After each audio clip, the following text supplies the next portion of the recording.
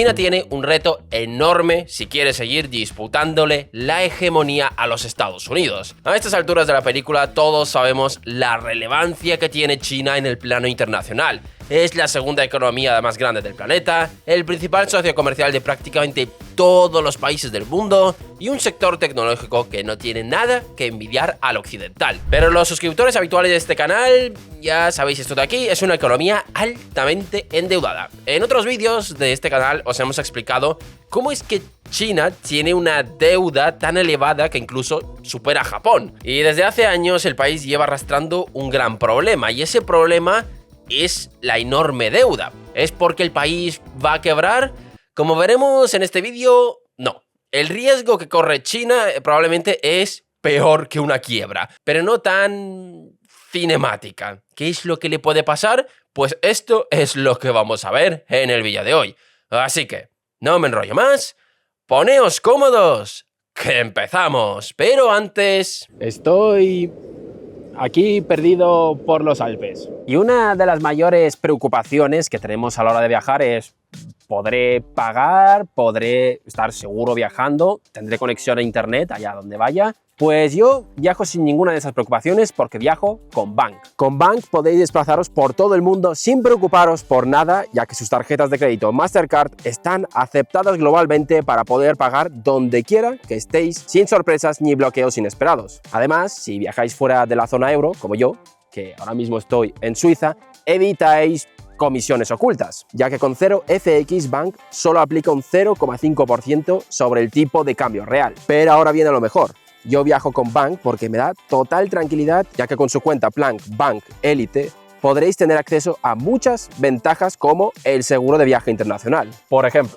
he alquilado un coche y a la hora de alquilar el coche siempre hay el mismo miedo: la franquicia. Pues ya no es una preocupación porque con la cuenta Elite se os cubre una franquicia de hasta 3.000 euros y así puedes alquilar tu coche con total tranquilidad. Pero no es la única ventaja. Podéis tener seguro contra accidentes, emergencias médicas, pérdida de maleta, retraso en el equipaje, cancelación del viaje, entre otros. Así que si algo del viaje sale como no estaba previsto, estáis cubiertos. ¿Y qué pasa con internet? Cualquier usuario de Bank, ya sea free o de pago, puede instalarse una eSIM, y si tenéis el plan Bank Elite te incluye 8 GB al año para que podáis estar conectados nada más aterrizar. O en mi caso, nada más cruzar la frontera, ya que aquí en Suiza no está dentro del plan de roaming gratuito de la Unión Europea. Si queréis probar Bank, podéis empezar con Bank Free o probar cualquier plan de pago durante 30 días gratis sin compromiso para descubrir qué plan encaja mejor con vosotros. Tenéis todos los enlaces en la descripción, en el comentario fijado y el QR que estaréis viendo en pantalla, y os podéis abrir una cuenta en menos de 5 minutos gracias a Bank por acompañarme en este viaje. Y ahora sí,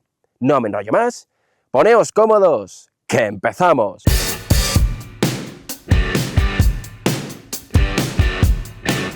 Para entender por qué las provincias chinas están ahogadas en deudas, hay que viajar a un año concreto: 1994, y una reforma que, aunque suene a ladrillo de telediario, es la madre de todo lo que vino después. A principios de los 90 el gobierno central chino tenía un problema muy serio: recaudaba poco. El dinero de los impuestos se quedaba en las provincias y Pekín, el centro del poder, andaba corto de fondos. Y un gobierno central sin dinero es un gobierno central débil. Así que en 1994 hicieron una gran reforma fiscal para arreglarlo. Y vaya si lo arreglaron, pero crearon un monstruo en el proceso. ¿Y en qué consistió esa reforma? Básicamente partió la baraja entre el centro y las provincias de una forma bastante desigual. Por un lado, se llevó la mayor parte de la recaudación hacia Pekín.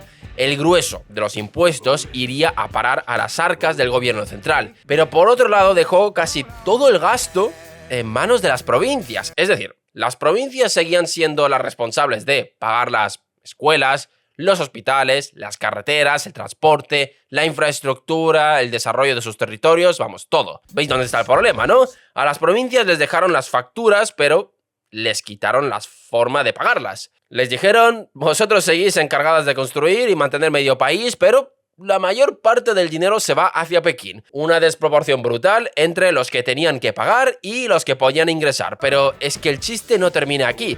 A las provincias no les dieron la opción de gastar menos. Al contrario, el gobierno central les exigía cumplir unas metas de crecimiento y de desarrollo muy duras. Cada gobernador provincial sabía que su carrera política dependía de una cosa por encima de todo: de que su provincia creciera, de que se construyera, de que las cifras de desarrollo subieran año tras año. Es decir, el sistema les exigía construir como locos, pero no les daba el dinero para hacerlo. Les pedía el resultado y les quitaba los medios. Así que las provincias se encontraron atrapadas en una contradicción imposible, obligadas a levantar carreteras, trenes, fábricas y ciudades enteras para cumplir con las metas de Pekín. Pero sin recaudación suficiente para pagar todo eso, ¿qué podían hacer? Pues lo único que les quedaba: buscarse la vida por su cuenta. Encontraron dinero donde fuera, saltándose si hacía falta las reglas, y encontraron la manera. Vaya si la encontraron. Inventaron dos mecanismos que durante 20 años parecieron magia y que hoy son el corazón del problema que tiene China.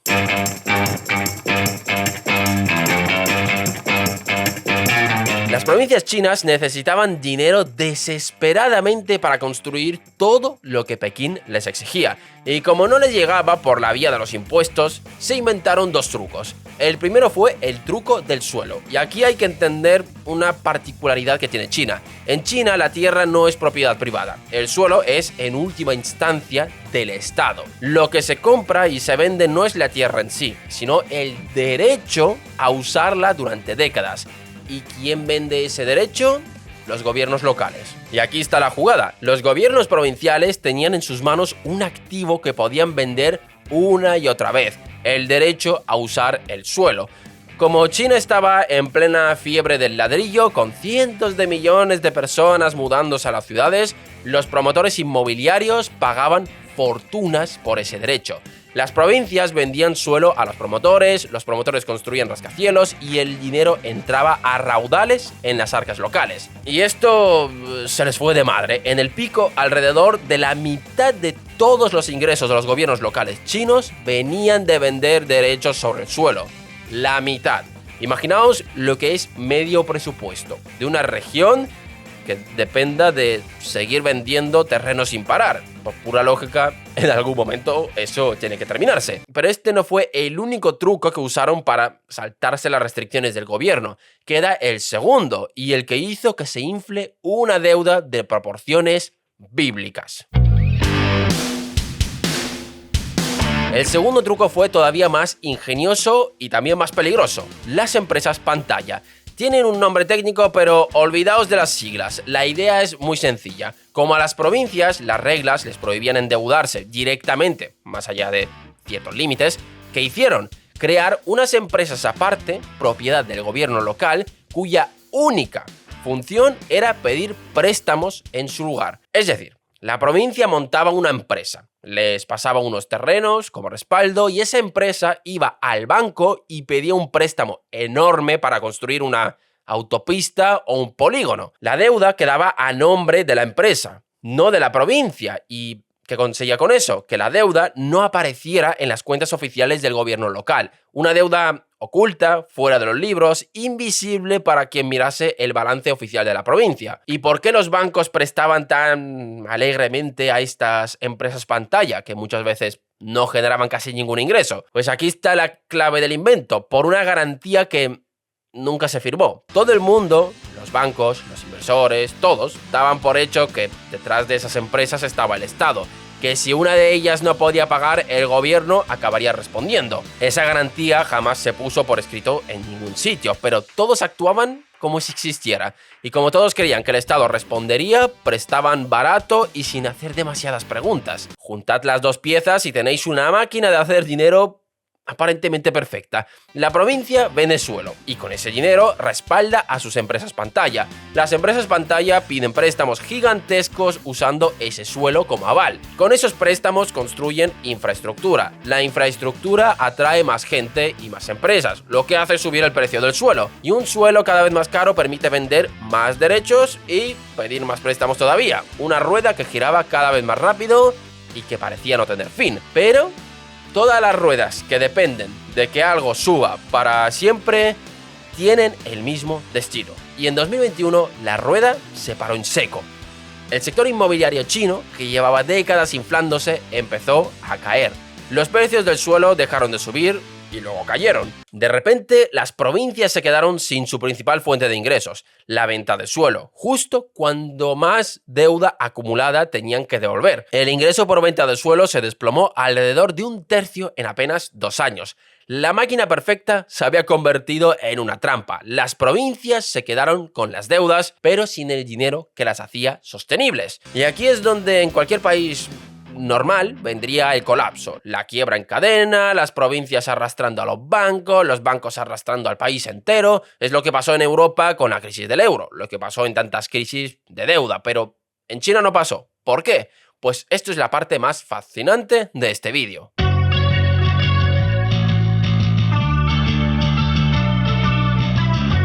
Toca responder a la pregunta del millón. Si las provincias chinas están tan ahogadas, ¿por qué eso no tumba al gobierno central de Pekín? ¿Por qué el incendio de abajo no sube hasta arriba?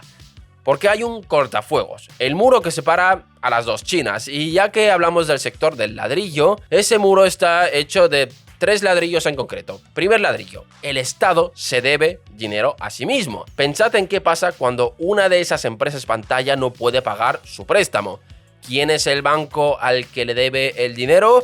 Pues en la inmensa mayoría de los casos, un banco que también es del Estado. Los grandes bancos chinos son estatales, es decir, cuando una empresa pública, provincial, le debe dinero a un banco público, en el fondo es el Estado debiéndose dinero a sí mismo. Es como si tu mano izquierda le debiera dinero a tu mano derecha. ¿Y qué hace el Estado cuando una de las empresas no le puede pagar a uno de sus bancos? No declara la quiebra, que sería reconocer el desastre público, hace algo mucho más discreto, refinancia. Es decir, el Banco Central le dice a la empresa pública: no puedes pagarme este año, no pasa nada, te alargo el plazo, te rebajo los intereses y ya me lo pagarás. La pérdida no desaparece, pero se esconde. Se mueve de un bolsillo del Estado a otro sin que estalle nunca en forma de quiebra pública. En un país normal, con bancos privados, el banco te exige que pagues o te embarga. Cuando el banco y el deudor son los dos del mismo dueño, en este caso el Estado, esa presión desaparece. Pero Pekín no se limita a esconder, también aprieta.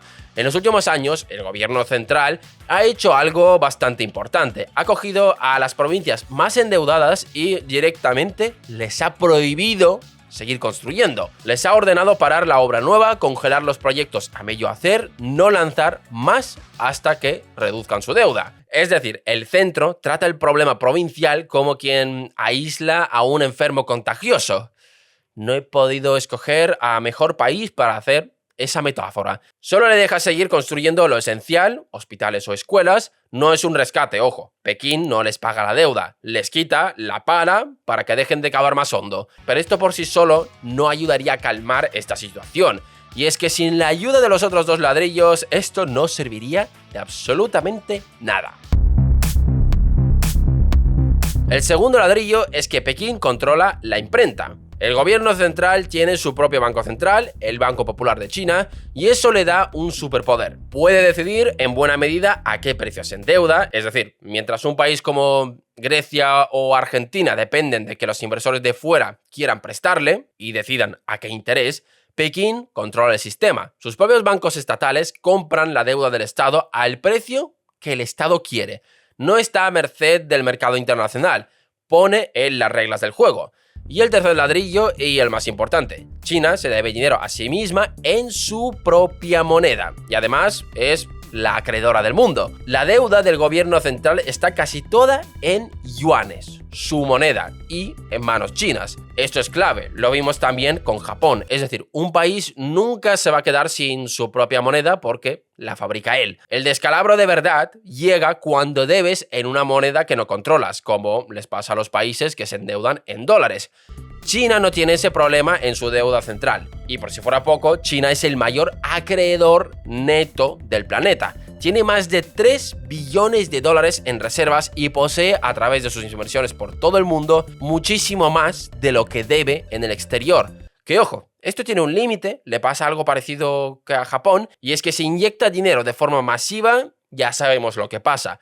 pero se me alargaría demasiado la explicación si os trato de demostrar cómo funciona este mecanismo, así que os dejo un enlace a este vídeo hablando de Japón, cuya explicación sirve para China. Juntad los 3 ladrillos y entendéis el cortafuegos. Por abajo, las provincias juegan con las reglas normales, pueden ahogarse y de hecho se ahogan, pero sus deudas se quedan dentro del perímetro del Estado, moviéndose entre empresas públicas y bancos públicos que se refinancian unos a otros. Y por arriba, el gobierno central vive en otra liga, blindado por su control del Banco Central, su propia moneda y su posición como acreedor mundial. Es decir, el desastre provincial está encapsulado. Arde por abajo, pero el fuego no encuentra por dónde subir. Pero a esto le podemos añadir otra capa para entender esta paradoja: el control sobre el dinero de la gente. En la inmensa mayoría de los países, si los ahorradores se asustan, sacan su dinero del país y lo mandan al extranjero. Y esa huida puede precipitar una crisis en cuestión de días.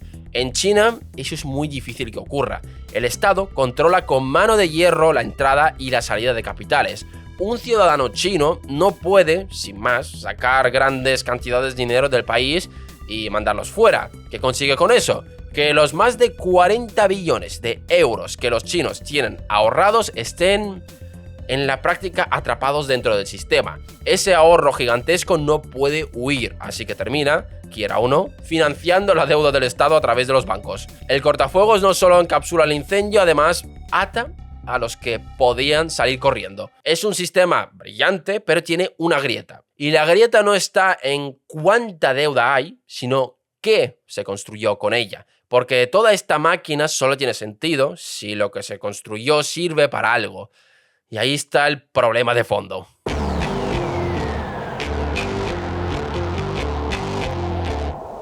Hasta ahora hemos hablado de cómo las provincias se endeudaron y de por qué esa deuda no hace estallar al país. Pero falta la pregunta más importante de todas: ¿por qué se endeudaron? ¿Qué construyeron con todo ese dinero?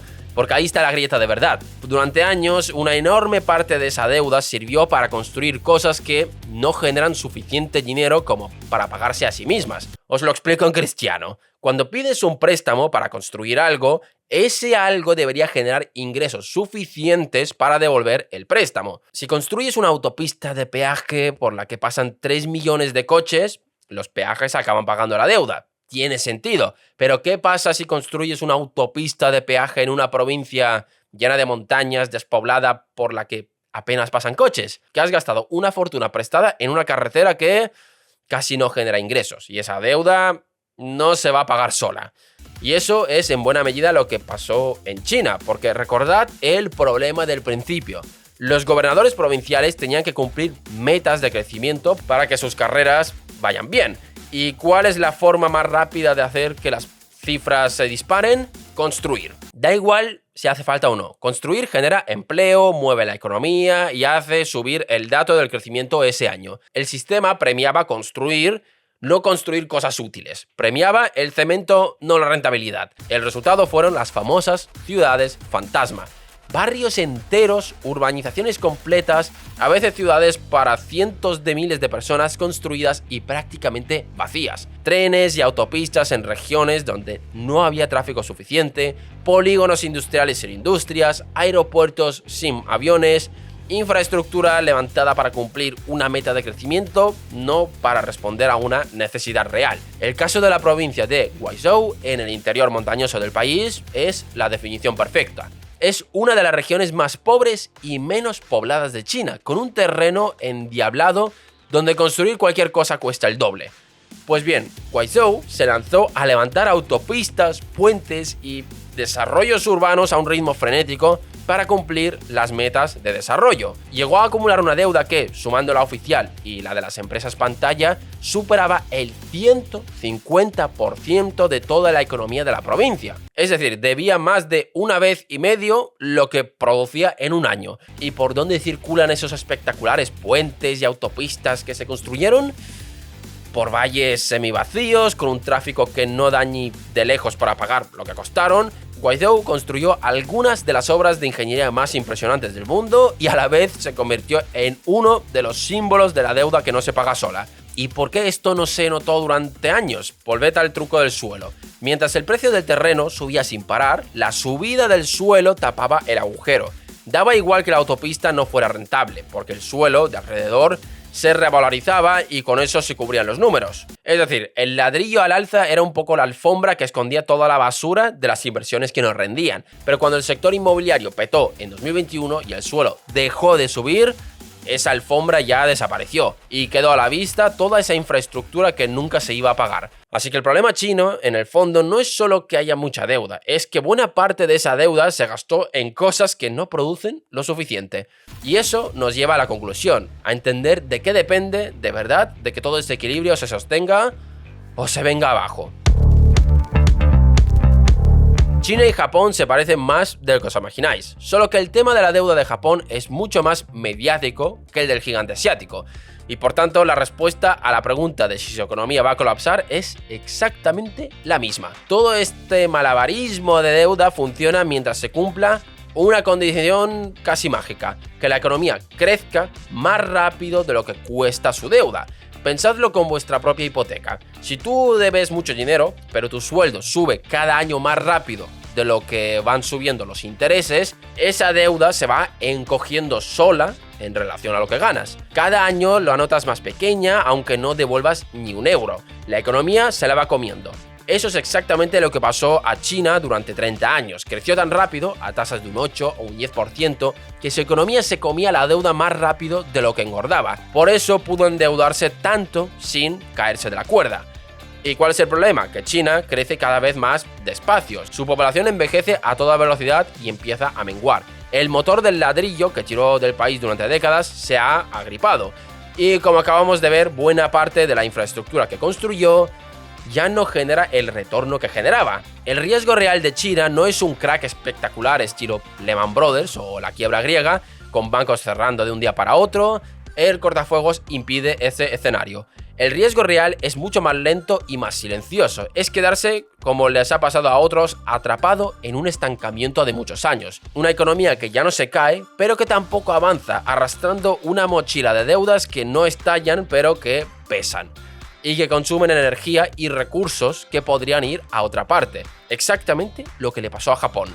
Y hablamos de la segunda economía del mundo y de la fábrica del planeta. Si el gran motor chino se ralentiza durante años, lo vamos a notar todos. En lo que compramos, en lo que vendemos, en el precio de las cosas. La salud de China no es solo asunto de Pekín. Al final, nos afecta a todos. Y ahora China tiene que demostrar que no solo sabe inventar y a sacar gente de la pobreza, sino que también puede enfrentarse y vencer los mismos problemas que las economías occidentales. ¿Y vosotros qué pensáis? ¿Creéis que China se conseguirá quitar esta deuda de encima?